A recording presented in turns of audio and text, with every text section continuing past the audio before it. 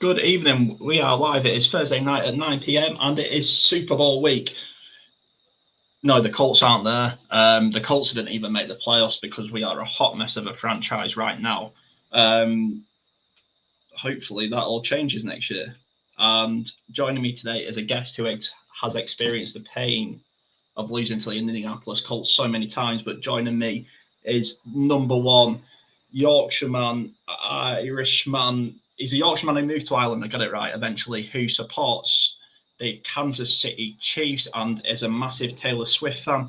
He has supported the Chiefs longer than I've been alive.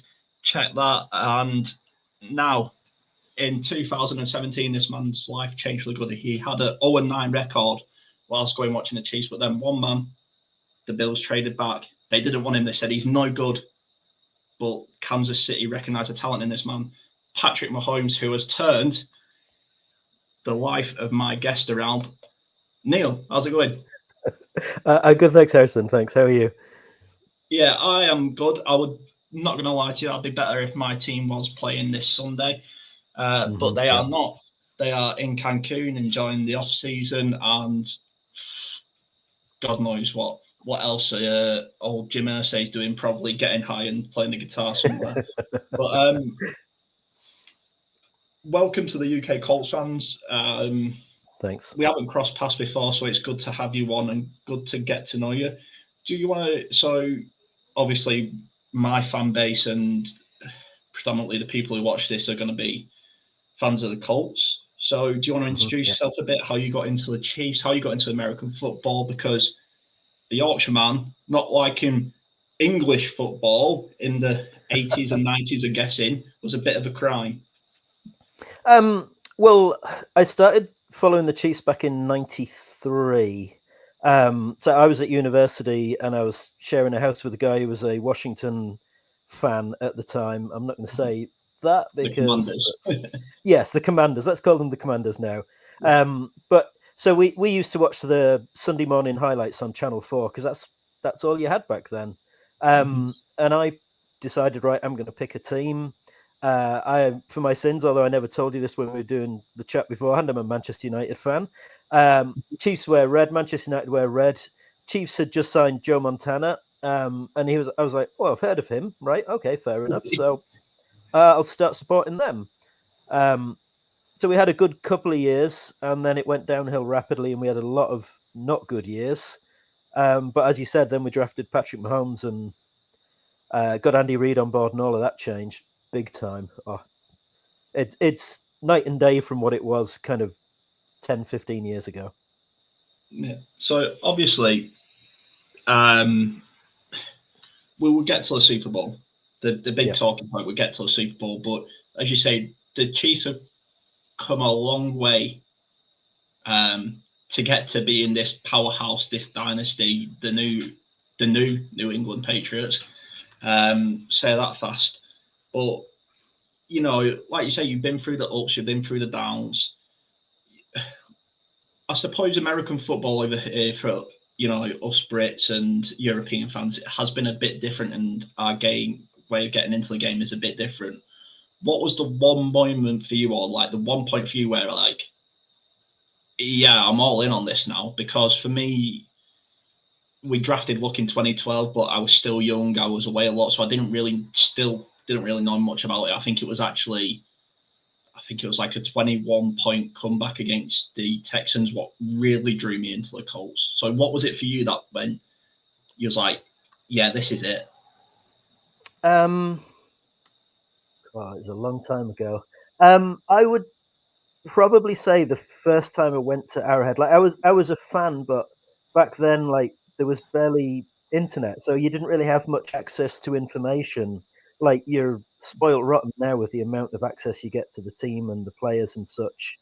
So, like, I would listen to Armed Forces Radio on long wave and hope you could kind of, as it drifted in and out of reception, you could hope you could hear stuff. So I followed them for a few years, and then I made a friend in Kansas City who had season tickets, and he was like, "Yeah, just pick a game anytime you want to come over, come over." Not really expecting me to actually take him up on it, and I was like, "Hell yeah, I'd love to go there." So the first time I went, I was sold on it. It was just Arrowhead is such an incredible stadium. The Mhm. atmosphere, the tailgate, the tailgating, man, is just incredible. So I would say from the first time I went, that really cemented. I was like, okay, this is for me. This is just otherworldly. Like it was like nothing a lad from Yorkshire had ever seen before. I'll tell you that much. And from then on, I was just in. Like, yeah, I'd say that was probably the real cementing thing. Was the first time I went.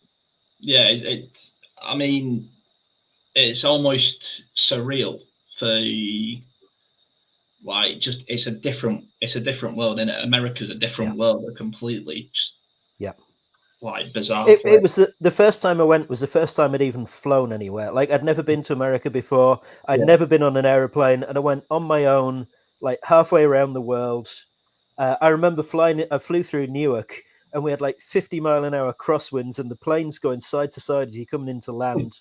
And then I had a 5-hour layover in Newark to think about that before I got like another 2.5-hour flight onto Kansas City. So it was such a new experience to me. And then like I'd been to Old Trafford before, so I'd been to football games, Yeah. but I'd never been to anything like this. It's not just a game to them. It's a social event. It's a day out, and it was Monday Night Football as well. So like you start drinking at lunchtime, and kickoff's not until 7:30 in the evening. They really know how to make a day of it and how to make an event of it. Yeah. First of all, I'm gonna bring in. This is gonna start sounding like a joke soon, but I'm gonna bring in a Welshman. We got an Englishman, an Irishman, and a Welshman. I'm gonna bring in the Welshman first, and be prepared, Neil. His voice is as Okay. smooth as Tom Jones itself. But Right. joining me is our co-host Nathan. Hi, Nathan. Nathan, Hello, welcome. Neil. Good evening. I'm just Good saying evening. to him, how does it feel that the only team Patrick Mahomes can't beat is the Indianapolis Colts? And how jealous he must be. One of the reasons why I was late was I had to dig out a certain player's jersey, because I think it's the only thing we have on Kansas City in the last 20 years. So why not No, try and make you some sort of fun of have it, the playoff win against us where we blew like a 28-point lead in the fourth quarter or whatever it I was. wasn't going to mention it, Neil, but since you bring it up, But I mean, that's part of the fandom. Like Yeah. we had some horrendous playoff losses. We had the one where Mariota threw the pass to himself. We had the no punt game, the Peyton Manning no punt game. That was against the Colts, wasn't it? Where you beat us like 45-38 or something stupid like that because neither defense bothered showing up that day. It's part of enjoyment isn't quite the right word. It's part of the experience of being a fan. It's like you ride the highs, you ride the lows. When it's low, you still stick with them because they're your team. And when they're doing well, then fantastic. That's your reward for sticking with them when they were bad. Yeah, it's So I'm gonna get a quick prediction from you, Neil, and I'll keep you in the live stream. Don't worry, Uncle. But Yeah. I do want to make this the say freezer crowd. So it's time to bring in some green. On the other side of the ball, unfortunately, no, it's not Taylor Swift, but maybe one day. So Neil, have you got a quick prediction before I bring in our next guest? A score prediction for the game. Yeah, just a quick one. I think Chiefs win by 3, probably 24-21 or something like that. Phil, tell him why he's wrong. No, he's wrong. I mean, there's just so many reasons. There's about 22 reasons I can give you for why you're wrong. But nice to be here. Hi, Harrison. How you doing? Yeah, I'm good. It's good to get an Eagles fan on. Obviously, you don't mean that. You're not all bad. Can't generalize. You and Neil are obviously the excited ones this week. Now the Pro Bowl rubbish is just out the way. Nobody likes to get rid of it. Phil, I was speaking to Neil a bit about his season off air, and he was saying it's easy. He doesn't bother watching. It's too easy. Just wait for a Super Bowl nowadays. Pretty much. No, we have a bit of a connection to Philadelphia. Old coach Sirianni, we just had to steal him and ruin our franchise forever. Nice one. I'd like to thank you for that. Just ruin Frank Reich's legacy, but we'll let bygones be bygones. Apart from Taylor Swift and that electricity, the Eagles have had the most electric play since the one-handed catch by Beckham. I think it's fair to say. When you saw Saquon Barkley reverse hurdle a guy, what was your reaction? Well, funnily enough, I was there for that game. Oh wow! But I was on the other end of the stadium, so I was in the end zone, the Eagles, and the opposite side of the stadium. So we were sort of looking on, and from the initial sort of watching it live, you could kind of see that he hadn't got very far initially. And you're like, hopefully we'll get close enough to maybe convert a short yardage down, and then you just see him spring up, and then obviously get another couple of yards, and everyone just kind of looked at each other, and went, that something like it was like everyone kind of knew something special had happened, but no one really had any idea because you just don't believe it, you don't expect to see it. So everyone then turns around. There's a big screen, obviously the replay screens are at either end. So we then turn around. So we've then literally square eyes right up against their face up against this screen. You see it back in the whole stadium. There's just an audible gasp across the whole stadium. You've seen the videos of I think it's Jordan Davis on the side reacting, all the players reacting, everyone reacting, and everyone just went absolutely mad. But it was incredible. And the fact that every time someone brings that up, I'm like, I was there. It's even better. Always nice to have. So I'll start with Niel, and then I'll come to you, Phil. So you said you think you're going to win. It's going to be a close game. You've been to the dance so many times recently. Me as fan, my teams, when they get to finals, I'm like, right, we've been to this many finals now, and I'm just so pessimistic. I'm like, surely we're going to lose now. We've won so many. Like, do you ever get that feeling of like, God, we've won so many. There's a first one we're going to lose. It's just not going to go right. No, because they have so much experience, and I say we'll win a close game, win like by 3 points or whatever. We win so many close games, but we're in so many close games. They have so much experience of that, of how to deal with it, of how to come out of the other side with the win, whatever it takes, whether it's blocking a field goal as time expires or, making big offensive play, defensive plays, whatever. Like they find a way to win all the time.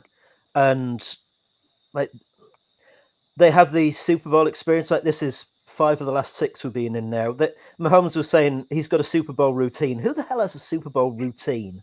Like that's just ridiculous.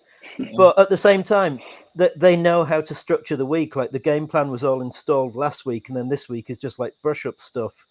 They know how to prepare themselves for the big game, and so I just have faith in them that they are going to lose at some stage. Like there's no doubt that'll happen, and it could happen in this game because the Eagles are really good.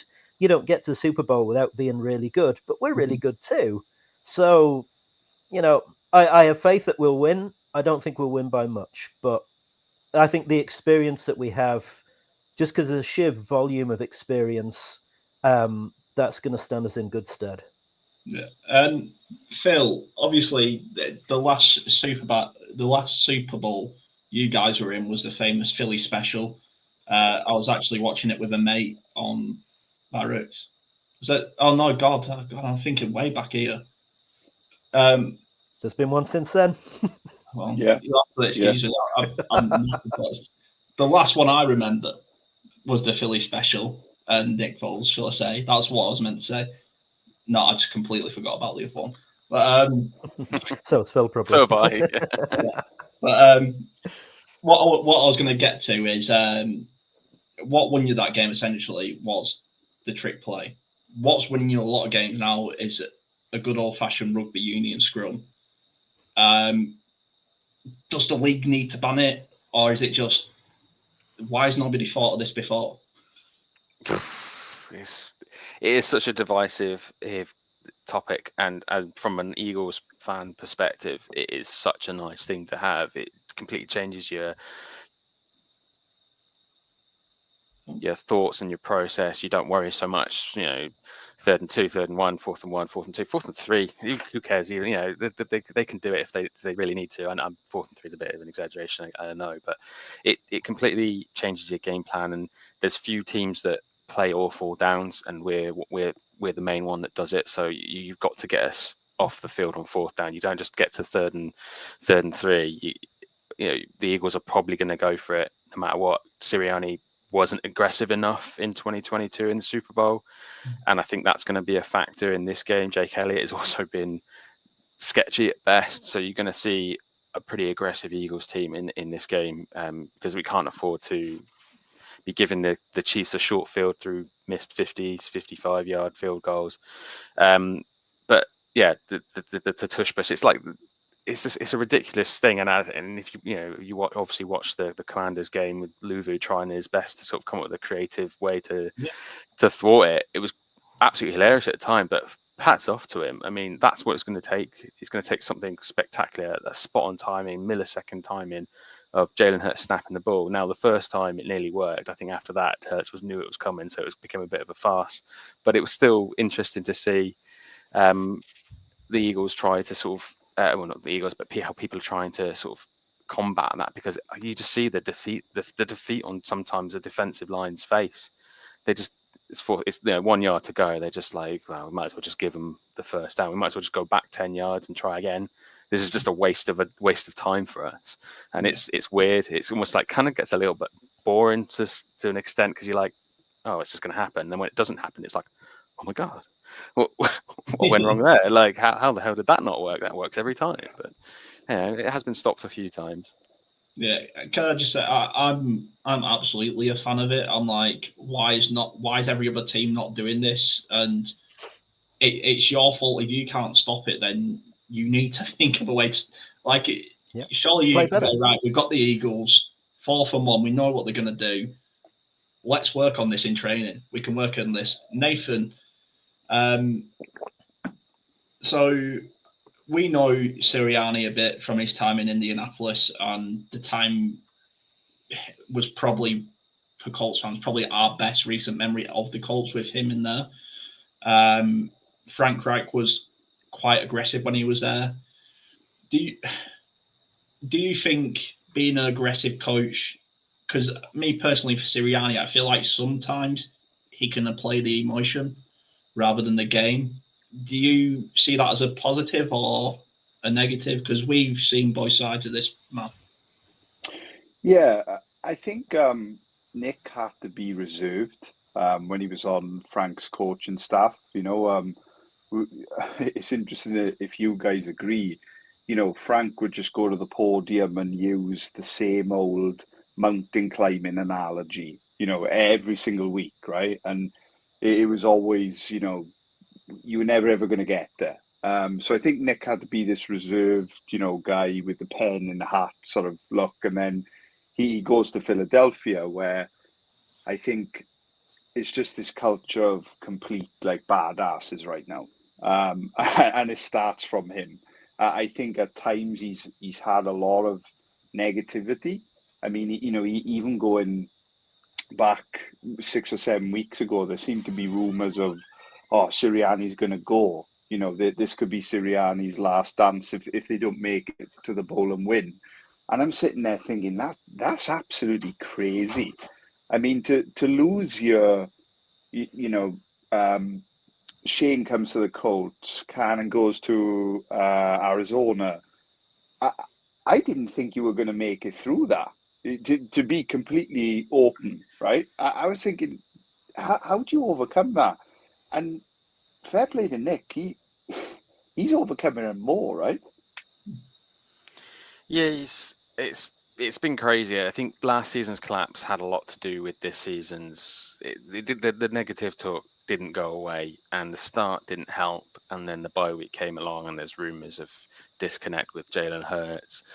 Now, from visiting Philadelphia this year and speaking to a certain couple of people, there's a lot of reasons for that, and they're not necessarily Nick Sirianni. They're just, there's questions over Kellen Moore's complicated offense. Jalen Hurts has sort of struggled to get on board that. Jalen Hurts has had different offensive coordinators every single year, pretty much for his whole playing career. So Kellen Moore comes in and he's got a very complicated offense. There's been a lot of sorting things out, and that's where the turn in form came just after the bye week. And it's not really been until maybe week 10, 11, 12, where the negative talks really died down, because there's just always talks of Eagles winning in spite of Nick Sirianni. Is he there, but the Eagles are just that good this season that doesn't matter what Nick does, he can sort of sit in the back and suck his thumb for all we care. We're going to go and win this game no matter what. That's been some voices, but that's shifted massively to actually it's not something we didn't know, because it's just the fact that when he lost both coordinators, the idea that he's just this glorified cheerleader, is he going to overcome this? The right hires have to come in, and Fangio has been a massive factor because it's just locked up the defense. When Nick was getting involved in the defensive play calling, that's where the issues started to come last season. They just couldn't stop a nosebleed. And then Fangio's come in, and Fangio's a strong character. He isn't going to take it from nobody. He's like, do my own thing. And that allowed Nick to step back in that regard, which is helpful to him. And Kellen Moore has come in and done a pretty decent job. I can't say he's not done a very good job, because we're obviously in the Super Bowl, and the offense is just as much at fault for that. But it's the glorified cheerleader side of things. It's like he is a great manager. He is getting the best out of the players he's looking after. They love him. And it's normally in the situations where a head coach is on the hot seat, you get odd leaks to the press, you get stories, ex-players, current players, something comes out going, we don't like this is the problem, and because they want him gone. None of that happened. And it was all about, we love him, he is great, he's got all these great inspirational speeches, he's fighting for us. He comes out, and something I read recently this week was that although sometimes it grinds a bit thin when a coach comes out and goes, it's on me every single time, when we're not idiots, we can see that it was nothing to do with him, but he's coming out every time, and he's protecting the players. They love that. And I feel like towards the end of the season, the run of 12 games winning just sort of solidified that, and it's taken a while, and I completely agree with you. It's really unfair when you look at it now. But at the time, there was so many voices saying, like, what is he actually doing? Like, how good could we be if we had a head coach who could manage coordinators, manage a team, play call, do everything? But then you kind of realize that you're asking for a unicorn there. Yeah, completely. Speaking of head coaches, Niel, I think Andy Reid is not only one of my favourite head coaches in the league, but he's one of my favourite people in the league. Just an absolute monster of a man. Supporting him so long, you've obviously seen a range and a variety, and even a change in games and philosophies. We've gone from running the Colts are not the Colts stage running. The Colts went backwards. We went from passing football to running football. Everyone else went from running football to passing football. But you've obviously seen a big change. I want Andy Reid to carry on with this success, because I think I like him way better than Bill Belichick. He's just so much more personality and a human being. What's Andy Reid's been his biggest strength, and where has maybe a veteran struggled? I think I would echo what Phil just said about Sirianni there. As a man manager, Andy Reid is just phenomenal, and the players love him. They trust him just implicitly. Like it's like he has 53 children, probably more than 53 if you count all the practice squad guys as well. But he's also shown the ability to adapt over the years. So like the 2019 offense with Tyreek Hill is completely different to what we've seen this season. But he takes what he's got and he makes it work. And we don't have the greatest cast of receivers at the moment. We don't have the greatest cast of running backs, but we do have a great quarterback. And he is able to make the best use of what he's got, put them in winning positions. He doesn't get emotional during games. Like, he's very, very level during the games, and that transmits to the players. And again, that goes back to the experience kind of part. The amount of times in the playoffs we've been trailing by double digits and gone on to win. It's insane, absolutely insane.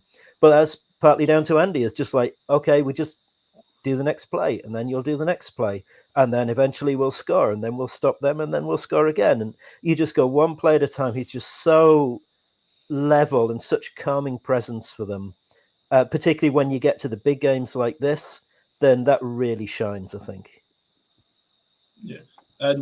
Nathan, I mean, we rarely talk about other teams because we're too busy talking about our own. Well, I don't like talking about our own team sometimes, but we're talking about our own team. So I mean, like I say, for me, I am a real big fan of Andy Reid. Yourself, if maybe you wanted a real challenge and come to a historically great team like the Colts, would you take him? Yes, I'd clean house now if you gave me the keys. I think it kind of segues into a question I really wanted to ask Niel. I guess that feeling of inevitability with Kansas in the last few years. I am a huge admirer of Steve Spagnuolo. I think maybe you'll disagree, but I feel like he's often the name that's left out of the conversation when you're talking about Kansas's success. Is it fair to say this year could be Spagnuolo's bowl? I think that was last year, to be perfectly honest with you. Okay. I think he did. I mean, a lot of the talk I'm hearing about the Eagles this year is exactly what I heard about the 49ers last year. They've got a fantastic running back. They've got two really good receivers. They've got a great tight end. Their quarterbacks maybe not at the same level as some of those players. They've got a good offensive line. That's everything I heard about the 49ers last year. I'm hearing about the Eagles this year. But I think the thing with Spags is that he has the play calling ability when it matters. Like in the big downs, you saw it against the Bills in the championship game, 4th and 5, and he has the ability to get people running free at the quarterback, which is almost unmatched by anybody else. He had 2 free rushes on 4th and 5 because he sent his best cover corner and his best covering safety on a blitz, and you go, "Who the hell does that? Like, what are you thinking?" But it works because the Bills weren't looking for it. But he does a fantastic job of using Chris Jones as a defensive tackle / defensive end. He'll just move him around on the line, and he'll mess about with teams' protections and say, "Right, I know you're going to double Chris Jones, so I'm not actually bringing the pressure from the side we're going to put Chris Jones on. The blitz is coming from the other side. But because you're sliding everybody over to the left to account for him, you haven't got enough blockers." He understands all this so well. If we win on Sunday, he will be a massive part. There's no doubt about that. If we can get the Eagles to 3rd and long and he can bring some of those blitzes, then I think we can have some success. But if we let the Eagles run the ball 4 yards on 1st down, 3 yards on 2nd down, and then you're 3rd and 3, and then you're in Phil's range of the tush push, like that's going to make it a really difficult game for us. So I think Spags will sell out, stop the run early downs, and then throw the house at Hurts on late downs. Phil, I'll bring one to you as well. When we're talking about, head coaches, general managers, that Harrison and I just have to kind of sit on the sidelines and dream of, being on a Colts sideline right now. I'd love to ask you about Howie Roseman. I'm a huge admirer of Howie. I feel like it's almost I'll use the word inevitable again, that on draft night Howie's gonna say to his team, "What do we need?" And every year he just goes and gets it. So I want you to talk a little bit to us about Quinion Mitchell and Cooper DeJean. Well, he's just over my shoulder there. I could see. Got a nice little planted it. knockoff jersey of his throughout the season because I couldn't pick one out in the pro shop in the link. But Howie, to be fair, he's only really been as good as he is now for maybe the last 3 years, I'd say. Past the Rager pick, I think that was the watershed moment. Since then, he's almost been spotless in his record of what players he's picked, when, and how he's gone about it. Since the Wentz trade and the conditional second that became a first, we've manifested that into some phenomenal players. AJ Brown Yeah, getting in thanks from for the that top. one, Phil.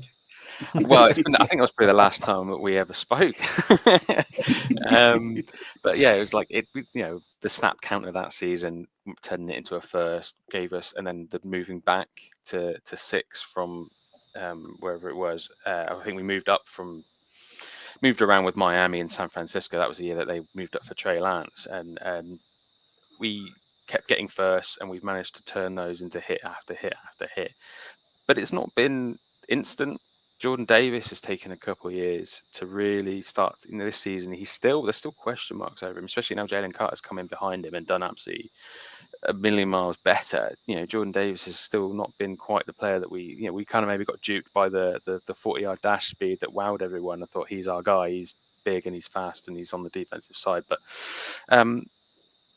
then he's just got better. How he's come back in and he's suddenly stopped being stubborn. He suddenly started learning from his mistakes, and it started working for him.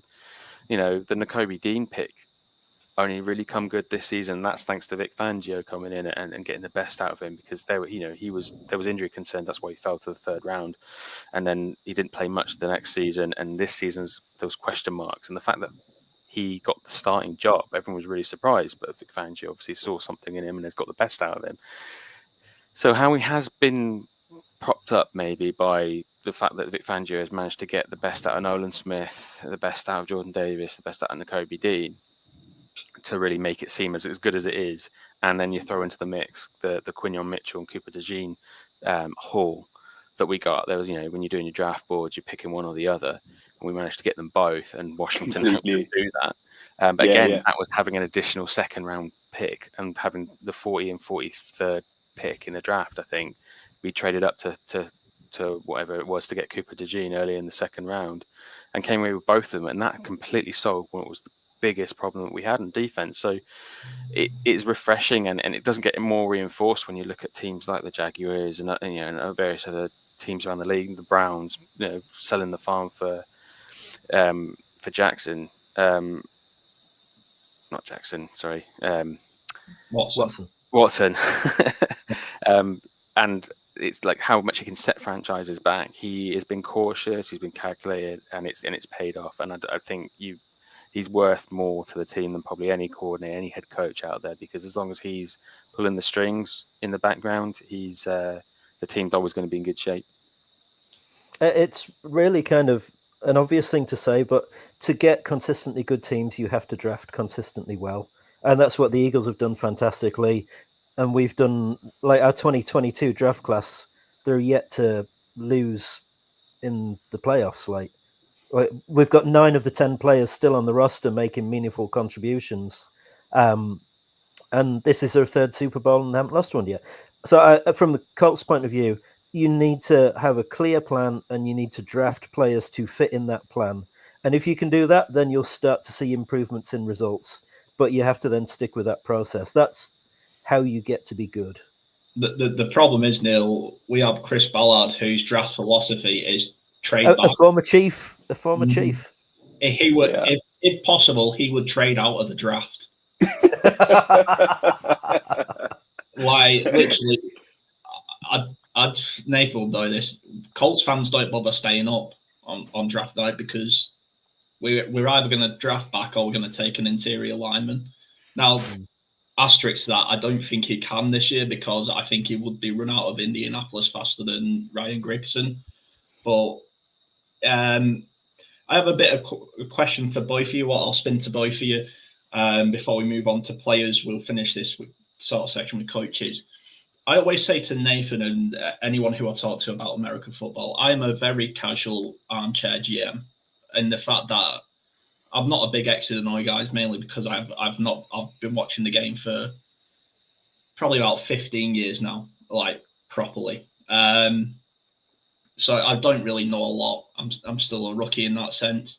So when I see the Colts come out in certain formations and I can sit there and watch, thankfully, no longer watch Gus Bradley, but watch Gus Bradley line up in a cover 2 defense, I sit there and go, shit, we're in trouble because that's Josh Allen, that's Patrick Mahomes, that's Jalen Hurts on the other side of the ball. So if I know what defense we're in, then they definitely know what fucking defense we're in. and vice versa with the offense when we had Frank Reich, and even recently a bit with Shane. Phil, I don't know if you ever saw this, but he seems to outthink himself on the pitch. So I'll start with you, Phil. When has there ever been a point where you've seen your team come out, obviously tush push excluded because we all know what's happening, but have you ever seen them come out and gone, yeah, this is not going to work? Yes, there was a particular time that happened, and you can just go back to last season towards the end of the collapse after the Bills game, and the Bills game was kind of foreshadowing of the collapse, even though it was an epic win in overtime.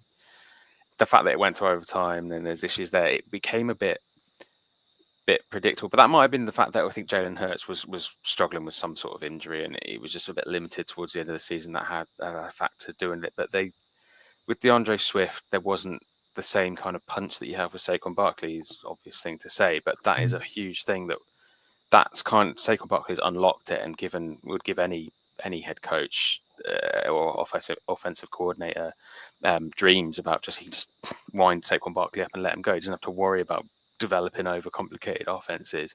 But it felt like at the end of last season we just had a bit of like the whole head coaching debacle, the fact that no one really knew who was calling plays, who wasn't calling plays. Sirianni was getting involved. That for me was probably the worst point, and it kind of got a bit silly, especially when we were facing the New York Giants and struggling with how terrible they were. It just became a bit clear and obvious we were going to try and run it straight up the middle, and DeAndre Swift wasn't capable of doing that, and that's probably what's highlighted most how impactful Saquon Barkley has been this season, because it's almost just like, you can do that, you can juke to the outside, he's just got the ability. It's just been absolutely glorious to watch, when it's your team. I mean, even when he was at the New York Giants, you feared him, but now we've got a player like that. It's just made things so much easier for whoever's calling the plays. Yeah, and I suppose, Neil, maybe not as recently, because obviously the Chiefs just win every Super Bowl. But has there ever been a point, maybe in a big game, where you're like, why did we do that? It's usually in the third quarter. And I mean, you say about the Super Bowl, but most of the regular season, like our point differential in the third quarter is atrocious. Like we come out at halftime flat. Like there's a running joke in one of the WhatsApp groups about the Chiefs double dipping, because we go, okay, yeah, we won the toss and deferred. Yeah, we'll double dip after halftime. We never double dip after halftime. If we get a field goal in that first drive in the second half, it's like, yes, we're cooking now. But it's again, it goes back to what I was saying before we started recording about the Chiefs kind of using the regular season. I know this sounds arrogant, and I know this is entitled, but it's almost like an extended preseason, and that is genuinely how they treat it. They don't care about racking the score up. If the Lions want to go and beat the Jags by 50 points, hey, go for it. Yeah, you throw trick plays in the fourth quarter. That's grand. We're not going to show anyone any more than we have to. And so you get the most vanilla dross a lot of the time, but it's good enough to beat most teams. And then you get to the playoffs and you're going, where were all these plays during the regular season? Because suddenly Andy's in his bag and he's had 2 weeks to prepare. And you're going, holy, what are they doing spinning around in the huddle doing the bloody snow globe or Pikachu got to catch them all, where you're trying to throw passes to Andrew Wiley, your backup right tackle. And you go, where was all this during the regular season when we were grinding out 2-point wins? But the reality is they just don't use that stuff during the regular season. So there are plenty of times when I watch them during the regular season to go like, what are we doing? Why can't we run the ball? Yeah. But it doesn't matter, because they can do it when it matters in the playoffs, and they keep doing it over and over again at the right times. Sorry, can I just jump in? I've got a question about that, Neil, because from my perspective, like, it makes sense. I completely understand what you're saying, and I imagine if you win as much as you have, that's exactly what you should do to save yourself for the playoffs, and that's why you're so successful. But from my perspective, you've come close, probably a lot closer than comfort this season on more than one occasion. I mean, and they're not necessarily you kind of getting pushed close and then pulling out one of those plays just to sort of get yourself over the line. You've had a missed field goal for one, and you've scored a field goal for two. does this season feel slightly like, oh, maybe they need to sort of stop being maybe it's a bit cockiness, maybe it's a bit like overconfidence, like we don't need to do anything this, but it kind of starts counting against you? No, because they've done this enough. Like, yes, there was some close game. We should have lost 2 or 3 more games, definitely. Like, there was Denver doinked a field goal. We blocked another one. There was one of the Chargers games had a funny finish as well. The Raiders game where they snapped it when the quarterback wasn't looking and it bounced off his chest and we recovered the fumble. So there's no doubt we've had some luck along the way, but I don't think they care whether they get the number 1 seed, to be perfectly honest. The division isn't particularly strong. Like, they were always going to win the division. Now, it was a bit better than I thought it was going to be. Denver were much better than I thought they were going to be. I thought the Chargers would at least be competent. They were maybe even slightly better than that this year. So I don't think we'll have it our own way in the future. But this year, we were always winning the division. So we were in the playoffs right from the get-go. And then last year, we went to Buffalo. It wasn't a problem. We went to Baltimore. It wasn't a problem. So they already know they can go those places and win in the playoffs. So they're saving stuff for the player. For when we played the Bills in the regular season, we lost to them by 9 points, but they didn't use any of the stuff that they used in the playoffs because they're not going to show their hand in those games. So they don't mind taking a loss there. Still got the number 1 seed because you beat enough other teams. But they genuinely don't seem to mind having close games if it means you're suddenly pulling stuff out the bags in the playoffs, and the Bills players are going, I have no idea where this has come from. Patrick Mahomes is doing a quarterback designed run. He's done 3 of those in 6 years. Like, how are you supposed to prepare for that? Yeah, I think so the AFC this year has been, you've either been really good or you've not. It's the AFC. I will say we've played 11 games against teams that made the playoffs, and we went 9-2 in them. And one of the 2 losses was the last week against Denver, where it was our 3rd string and their 1st string. So you could say we went 9-1 in 10 games. So it's not like we've been playing bad teams and just beating them. We've been playing a lot of good teams and just beating them. Mm-hmm. Phil, I've seen it, so you're a bit tight on time. So I'll speak to you a bit, Phil. So we want to know a bit about, obviously, at the minute, you have Hurts, Saquon, and Sirianni. We're essentially a baby brother with Shane, Taylor, and Richardson. I mean, it must be easy to see the comparisons there, right? Yeah, I'm curious what your thoughts are on Richardson, because he's been a very divisive character. He started off hot, got injured, came back, hasn't been quite the same, then had the awkward moment where he subs himself off. And I know there's a bit of criticism. I suspect that's probably been blown a little bit out of proportion, but yeah, it's like the comparisons there. Yeah, you've got the blueprints. I think with Richardson, he needs to mature an awful lot, because the redeeming quality that Hurts has got, for all intents and purposes, he's not exciting, but he is mature, he is confident, and he is, confident in himself. He doesn't suffer fools. It comes off very boring. And one of the biggest transitions he's had to have this season is he's promised to be a little bit more of a team guy. Like, he's just so cold that it's kind of come off, and some people don't feel of that. So, when you need an offense clicking, you want to feel the love a bit from your quarterback as much as you want to feel the pain. So I think from your perspective, Richardson's probably, for lack of a better way to say it, the weak point of the trio that you've just given me, to say that he's got a lot of growing to do. He's got the talent, but whereas Hurts came in with maybe questions over his talent, but his ability and his confidence and his persona were never in question. Richardson's slightly the opposite. He's got the talent. He just needs someone to basically help him refine it. He needs a stern, like, a Fangio style offensive coordinator. I know he's defensive, but the old head coming in won't suffer fools, was going to knock him in line. Won't, like, the drop in, is a good thing. You need to sort of put the fear of God in them. But I think if he can develop, he needs a mentor, and if he can get that and he can develop, then Richardson's going to be an absolutely phenomenal player. Taylor, we know how good he can be. He's obviously had a bit of clashing heads with the back room and all the contract stuff, and the fact that we don't need him is not the best thing to say to one of your best players on offense. It's very weird the fact that he's still there, I suppose, from our perspective. Like, you would have got out there as quickly as you can. I know it's not that easy, but with a player of that quality, it feels like you are tripping over yourselves a little bit, and it does come from, like, when I talk from a player position of having Howie Roseman. If you can get a guy like that sort of thing, that's the best place to start. And as a United fan, that echoes very much in terms of there's no point getting angry about what's happening on the pitch when the person who's pulling the strings right from the top doesn't know what they're doing, or is messing you up before you even get started. So you it's not so much worrying about those three. It's you need to get some people in the back room who are the right people. I think to add to that, it shows the difference in all three of our franchises. Indy hasn't won the South for 10 years, and Ballard basically got told that he's now got the keys to the farm. That we reward mediocrity, and that's Ballard's.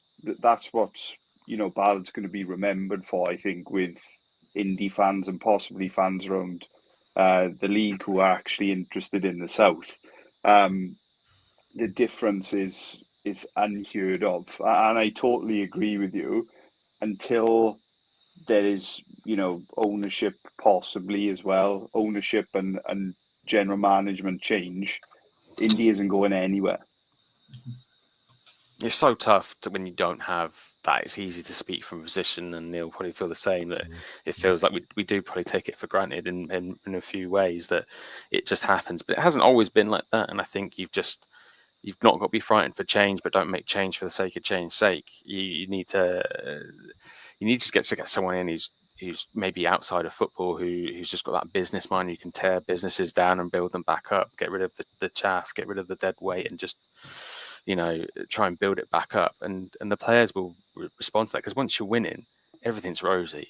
When you're struggling, it feels like the world's falling in on you, and that you need to start from the beginning, and sometimes that helps. We thought we were going to have to do that when we got rid of Carson Wentz. That was like the defining moment. We thought it was going to take us a hell of a lot longer. It just turned out that it worked magnificently. Hurts turned out to be a phenomenal player, but if he hadn't, we could have been wandering the wilderness with no decent quarterback, and how he could have been fired because it's not gone to plan. It's just the way things work out sometimes. But you just got to be not afraid to get down and dirty and destroy it and build it back up again. Yeah. So Phil, a quick. I want your score prediction for the Super Bowl, obviously, and then I just want a prediction from you as something maybe not football related that might happen at the Super Bowl, like something to watch for, just like something you want to see. Oh, gosh, the creative side of my brain is going to be working overdrive now, so I'll try and think about it while I give you a prediction, because I'll just go with the one that I gave on our podcast earlier in the week, and I know the spread is only 1.5, but I felt confident all the last week and a half. I think just because of how the team's done and performed, and the fact that the defense is so solid compared to 2 years ago. The differences from 2 years ago are so stark. That's kind of the foundation for the confidence, is that we're giving it another go. We drove them close last time, but we're now even better on defense. Hurts is not turning the ball over as much. So I've gone for a 35-27 win, but that's purely because I feel like it's the rough score that it was 2 years ago. With the defensive improvements, I feel like we can keep pace on score, but the defensive side of the ball is a lot more harder to break down, and hopefully that will prove to stop the Chiefs being within, being level scores as it was going into the final 2 minutes. A dubious holding call at that, but at the end of the day, we still would have had 2 minutes to go down the field, and that's still not a guarantee. So I feel like the defense this year is going to be where we're going to be hugely improved. As for something that I'd like to see happen, I'd like to see Taylor Swift rip off that Chiefs jersey to show a 62 Kelsey jersey on there, for it to be like, I'm breaking up with Travis Kelsey. I'm glad you added another jersey in there. I really. Yeah, I don't know. I wasn't thinking down that. I think that would have been no one would be watching the Super Bowl. if that Somebody happened, could. but I'm no, going to clip that for you, Phil. Don't worry. please don't.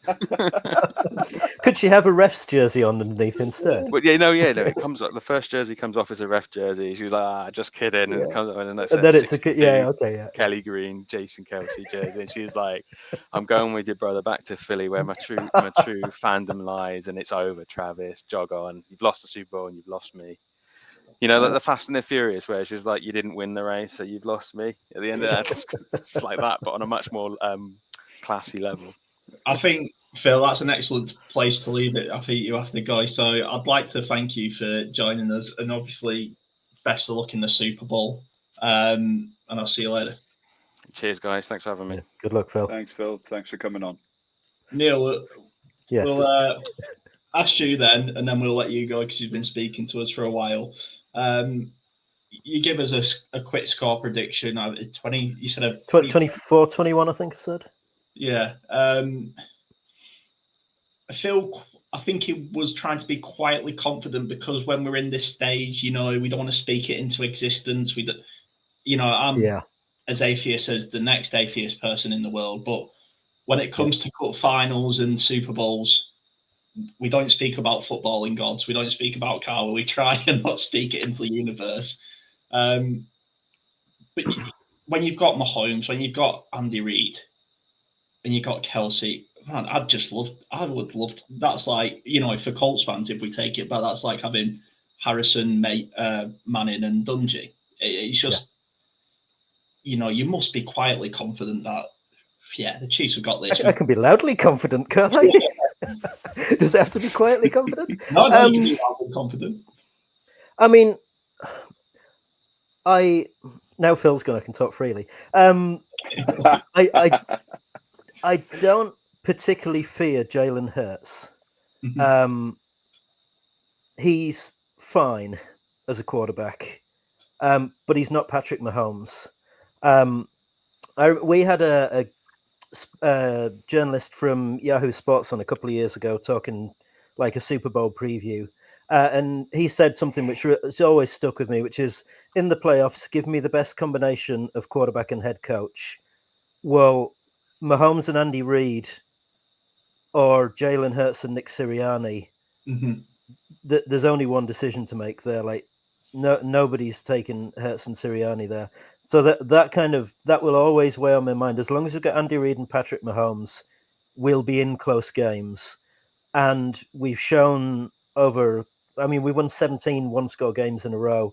Like, we don't lose many one-score games. So if we keep it close, then I think we find a way to win, which is why I kind of go Chiefs by 3.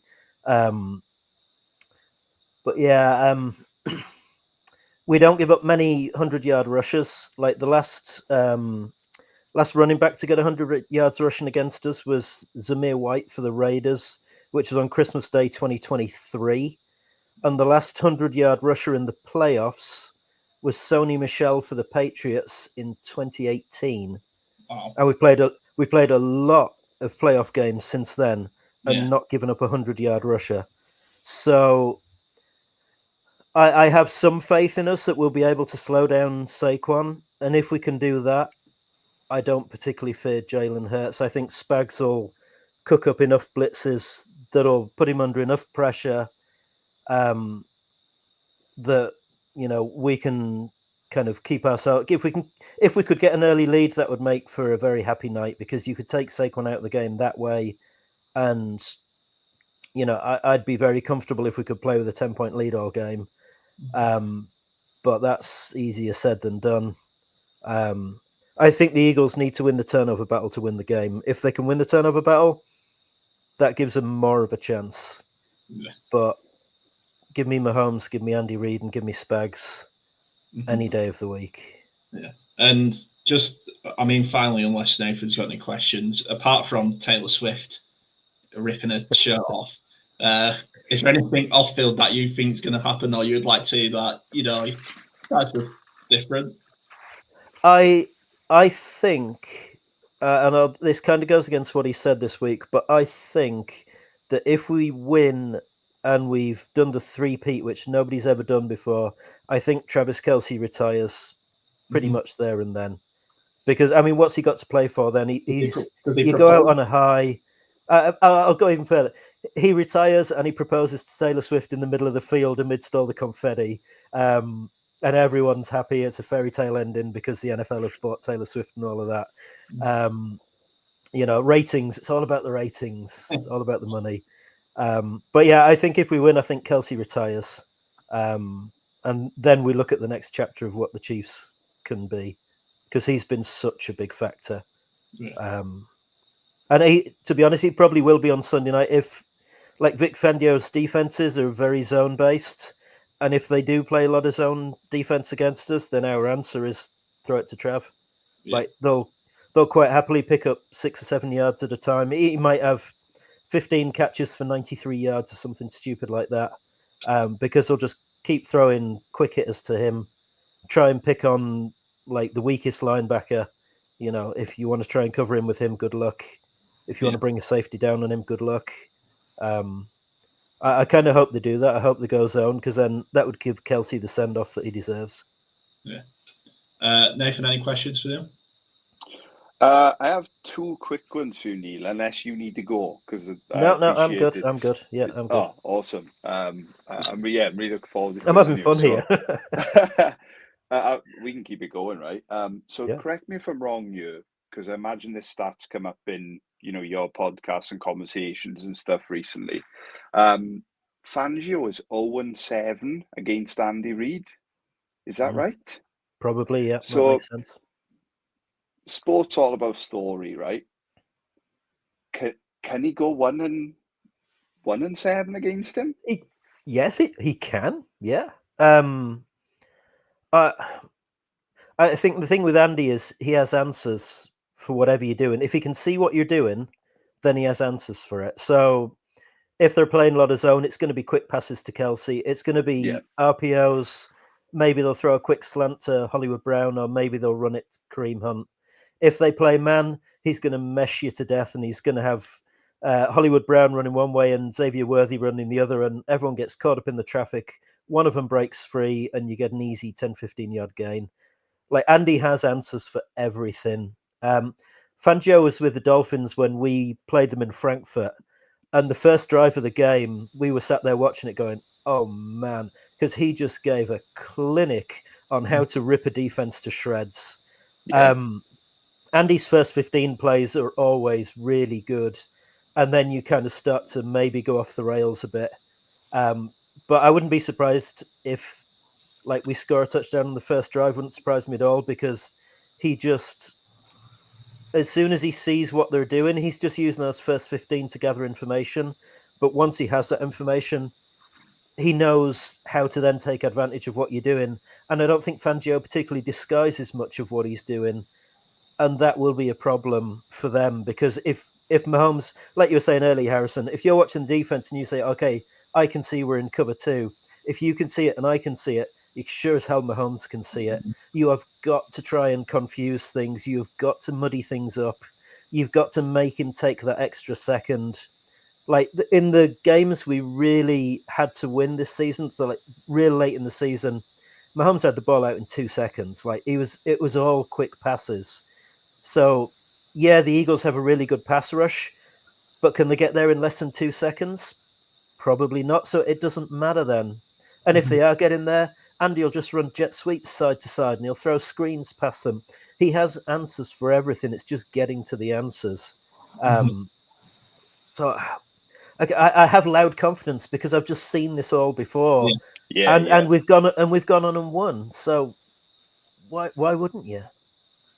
So I'll lead you on to a question about a particular player, and then I've got one more if you're good for time. I think I'm really interested in your side of a very common topic, right? So before I get on to that, one of my favorite players in the last decade, and it feels weird saying this because he's tortured indie defenses over the years, is DeAndre Hopkins. Nuke, absolutely love the guy. Felt, blessed that he played so long in the South, because got to watch him twice a week, twice a season, I want to go back to your previous point about Reed making these, adjustments in the playoffs and kind of opening the playbook up. Do you think Hopkins could take over this game? I think it's possible. I think there's a route to that happening, which would be if the Eagles play loads of zone, but they try and bracket Kelsey like safety and linebacker, then that's going to free up space. And it'll either be Juju Smith-Schuster or DeAndre Hopkins who are probably going to be looking to fill that space. Juju did it against the Bills in the conference game. He had like 2 receptions for 60 yards or something daft like that. He's done nothing all season, but hey, bring it when it matters. Yeah, absolutely. Yeah. So I can see a route to Hopkins. Hopkins didn't really play much in the championship game. I think he only had about 15 or 16 snaps, and only 1 or 2 targets. So they haven't needed to use him. Yeah. But I think he is an option that's there. But going back to, they don't show anything in the regular season. They could have an entire game plan for DeAnthony Hopkins, and nobody will know what it is because nobody's seen it so far. And then if you're Fangio, what do you do if suddenly the Chiefs are targeting Hopkins all the time? You've got to adapt, and you've got to adapt quickly. So there is a route to it. I completely agree. Nuke is so good at these jump balls, and he can just destroy a team. Maybe not now, but he can take the lid off the defense. He can, sit in the middle and get these dirty, tough yards for a team as well. So I'm certainly rooting for DeAndre to get himself a ring. And I guess I'll wrap up my segment with just trying to get your side of a kind of illness that's sweeping the world really in recent months, and that's Chiefs hate-itis, and people are hating every single part of Kansas City over the last few years. Yep. I guess tell us how that feels. Tell us how Bloody it feels great. to be on the receiver. I was expecting you to say that. But yeah, people don't hate you unless you're doing well. Yeah. That would be the very, very quick answer. So we were talking, Harrison, before we started recording about this. I just love someone to explain to me why they think the NFL would rig the game to piss off 31 fan bases for the benefit of the second smallest franchise in the league. That just makes no sense whatsoever. Sorry, the dog's about to pull me lead out there. You stop that. To me, that just makes no sense whatsoever. I hear the answer, it's money. Taylor Swift's been bribed by the league to seduce Travis Kelce so that people watch the Super Bowl, or utter nonsense like that. And you go, what are you doing? Like, there was a really good article on The Ringer this week, kind of looking into, is there any validity to this, about it being rigged and the refs giving us all the calls and all of this. Do the Chiefs get more calls in more playoff games than other teams? Yes, because we play in more playoff games than every other team. The one item they could find was defensive holding, where we significantly outweigh our opponents. It gets called on our opponents much more than it gets called on us. Well, that's because you're holding people, because Mahomes is running around buying time. You don't know where he's going. Some of the calls that I've seen people complain about, like the Texans game, for example, the divisional round, I hated the loser mentality of DeMarco Ryans and Will Anderson after the game, saying, we knew we were going to be playing against the refs. It was us against the team and the refs. Well, if you knew that, don't hit Mahomes in the face when you're trying to tackle him, because you can't touch a quarterback's face. You know that. There's an area between the neck and the waist where you can hit them. You can't hit them below the knees. You can't hit them in the face. So maybe Will Anderson, don't hit him in the face when you're pass rushing. The one when he slid, maybe, I can't remember the defender who it was. No, I can't remember who it was. Whoever the defender is, don't go helmet first when you're trying to tackle him. Like, you know that's a foul. That's going to draw a flag. It's always going to draw a flag, especially when it's a quarterback that's doing that. So don't lead with your helmet. Like, if you know it's you against the refs, don't do dumb shit that's going to get flags. And that's partly why the Chiefs don't get flagged so much, is because they don't do those things, because they are really well coached. And Andy and Spags drill such details into them that they don't make those stupid mistakes. Yeah. That's kind of it. Yeah, no, cool answer, man. And thank you for, such an honest answer as well. Yeah, thank you. Yeah. Niel, thanks for joining us. No, I had great fun, I must say. I enjoy going on other teams' podcasts. Yeah, I really do. No, I've enjoyed having you on. Obviously, best of luck in the Super Bowl. Yeah, completely. The only time I don't wish the Chiefs luck is in the AFC Championship game next year when when Richardson's going to rush for 200 yards against us. Yeah. Well, thank you so much, and we'll see you later. No problems. Thanks for having me on. Thanks, Neil. Nathan, we'll end out the show because it's good to catch up. We're still friends. Thankfully, for those who don't know by now, and if you're still watching by now, but for those who don't know by now, Nathan's team won last night. It's some random energy drink cup. It's just a poverty trophy. Yeah. Of course. As of last night's final whistle, yeah. Like I say, I prefer Newcastle to any of the other teams going through to that. So, I hope Newcastle win.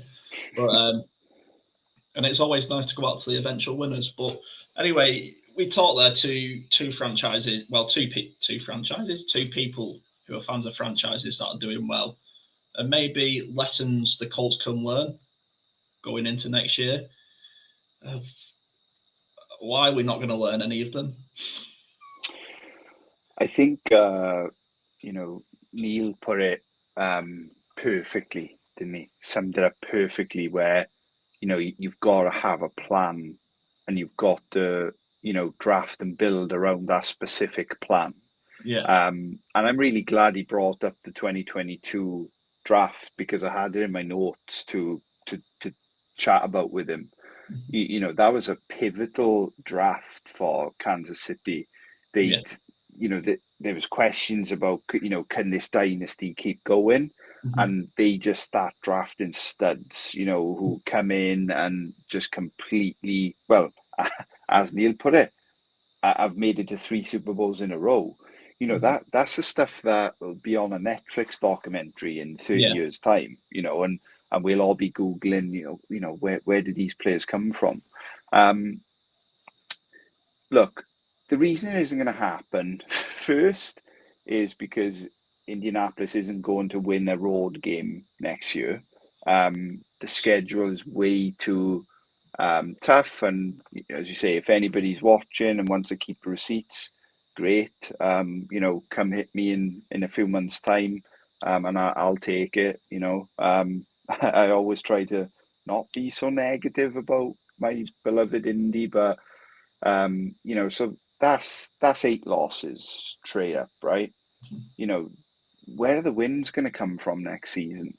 We can't even, a big question of the off season has been, leave no doubt on Richardson and Shane, right? Yeah. Equip them with everything you can. Like, I've got a question for you, right? Yeah. So we draft Tyler Warren in round 1, and we then go defense for every other pick, which I think we really should consider doing, apart from a running back. Yeah. And in week 1, Richardson's injured. Would you be surprised at this stage?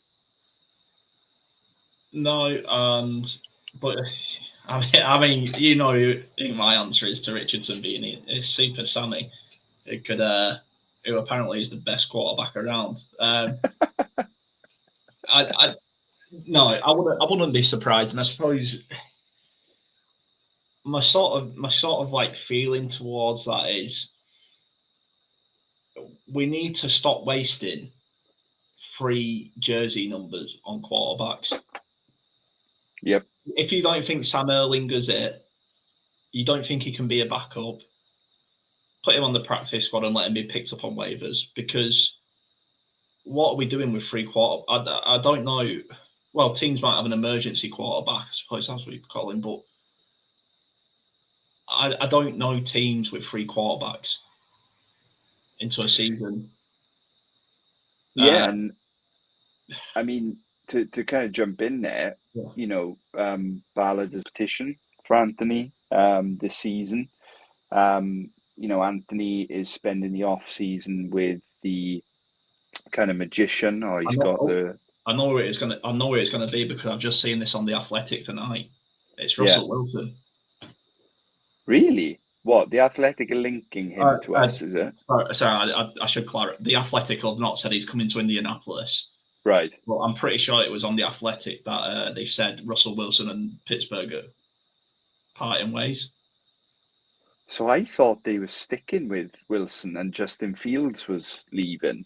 But that's an interesting development in that camp.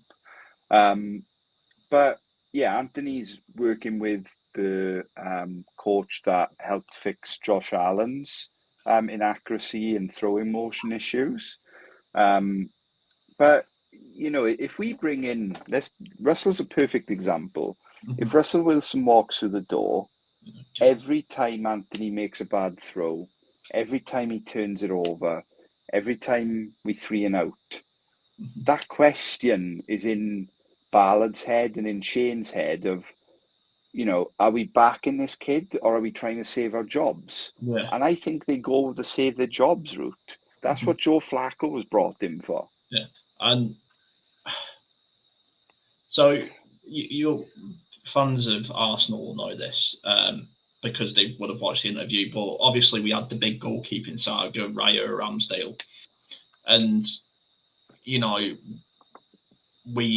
Ramsdale was picked primed to be England's next number one. He was flying high, and we brought David Raya in, and everyone went, "That's mental. You've already got a number one goalkeeper." And they started off a bit shaky. And in an interview, he was asked what changed. How's he taken his game? And he said Arteta told him to stop apologising for being the number one. And I think maybe this needs to happen with Richardson. Somebody needs to tell him to stop apologising for being Anthony Richardson, for being a young quarterback, for being in the league, for being a start. He just needs to. It's easier said than done, right? We're sat here. It's you know, I miss an open net in 5-a-side, so I can't exactly ask him to hit a 67-yard deep ball. But he's just got for me, you go and working with someone who knows how to throw a football. You should know how to throw a football by now. Yeah, I think that's a question. That is a valid question. Yeah, and I'm just like, maybe I'm jumping around my points a bit here, but I don't get this. Oh, we'll go and work with someone in the off season. Why? He's not going to be in there at the Super Bowl game. You should be in the off season. You should be working with Shane Steichen, Jonathan Taylor, Quentin Nelson, Michael Pittman. You should be working with these guys. You know, you should be with Joe Flacco. He won't be staying around for another year, but if it was, okay, Joe, because to me it seemed like there was never a relationship between Flacco and Anthony. I agree. That for me is the biggest failure of Shane and Chris Ballard this year. They looked like co-workers, didn't they? Not teammates. Yeah. And whether that's Anthony being young and naive, I don't need to listen to him. Or if that's Joe going, you know, I've got maybe 2 years worth of a payday here. God, he does it. You know, how hard did he try to be a backup quarterback? But again, this is all stuff we can get. We've got plenty of time to discuss the calls because we're not playing this weekend. I mean, if you've got anything there, mate, or if you want to add anything, or there's anything you wanted to talk about. No, I mean, all I'd like to say is, if anybody's watching or watching the recaps, you know, in UK Colts fans HQ, we've been talking about, you know, trying to get over to the international game. You know, I'll certainly be going anyway, but if we can go as a group, then even better. So if there's other people out there who are going to make the travel, let us know on socials, and you know, we can start planning some things in and plan some meetups. Can even try and do an episode out there. Yeah. But yeah, that's probably my only plug this episode. Yeah. What was your score prediction, by the way? Did I miss it? Oh, for the Super, I don't think I gave them one. To be honest, like this sounds so like horrendously bad, but the two teams I don't care about, if that makes sense. Yeah. Maybe that's the wrong way of putting it, but I don't hate either team, but I don't really like either team to say. So it's been quite hard to get involved. I suppose it's because of a lack of narrative, and sort of both favourites have made it to the Super Bowl, but I don't hate either team for doing that, by the way. Yeah. Oh, this is tough. I think the Eagles win it 17-14. Close game then. Okay, cool. Yeah. So? Cool. I think it's really hard. It's very much a heart versus head moment. And, you know, like in Super Bowls of past, one of my really close friends is a 49ers fan. So, you know, you've been watching the bowl, and you kind of like praying San Francisco can win, you know, just for my friend's happiness and kind of like the group's happiness. And then, you know, Spags just looks at that hope and just punches it in the mouth, you know. And, you know, I think there's a lot of touchdowns in this game. You know, I think we could be looking at least 3 per team, maybe 4 per team across the game. I think, you know, 31-27 feels like a really safe bet for me. Mm-hmm. But I've changed my mind, like literally tonight. Like I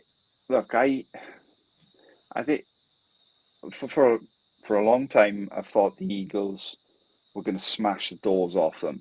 Mm-hmm. But the more I've researched it, and the more I've looked into it, and the more podcasting interviews for Super Bowl week that I'm watching, like I loved a description of Kansas. You know, Kansas City is inevitable.